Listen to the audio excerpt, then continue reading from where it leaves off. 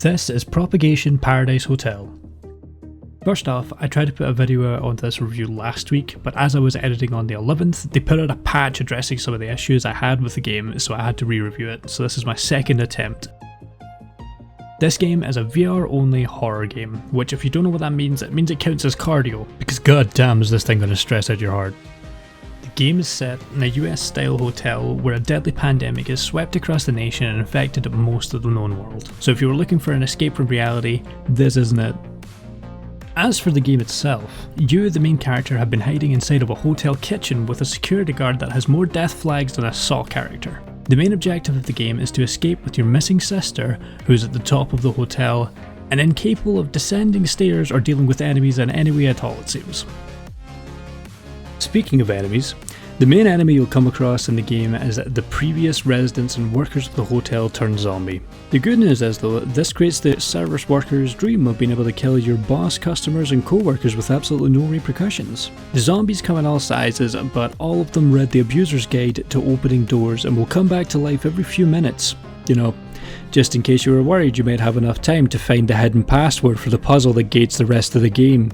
One of the things I really want to commend is that with this new patch that went in, they added the inclusion of punches doing damage on easy mode. I have absolutely no idea how you play this game on normal and above without it because the resources are just so scarce.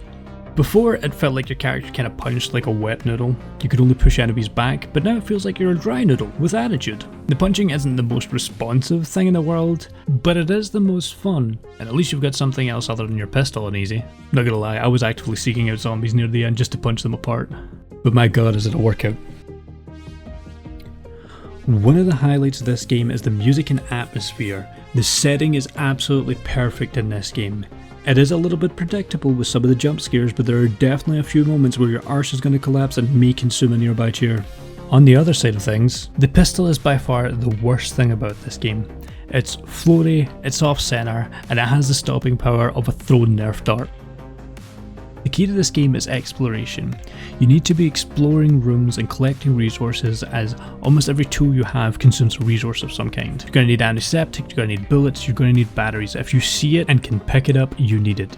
Exploring wouldn't be that bad too if it wasn't for the fact that each room is darker than the entire DC cinematic universe. And the only torch that you get has the lumen equivalent of trying to play a Game Boy Advance in a car at night by streetlights alone.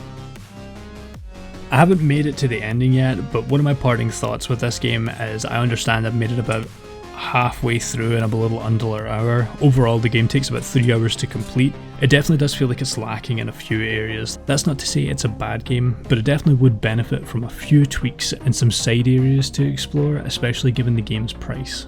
The game's retailing for about £15 British, which I believe is about $18 USD equivalent. The game is definitely a step in the right direction for VR horror games. I hope they do more with it, but currently, in its current capacity, it does have a few bits missing. If this is something you want to try out, I definitely do recommend it, but what I'm saying is curb your expectations.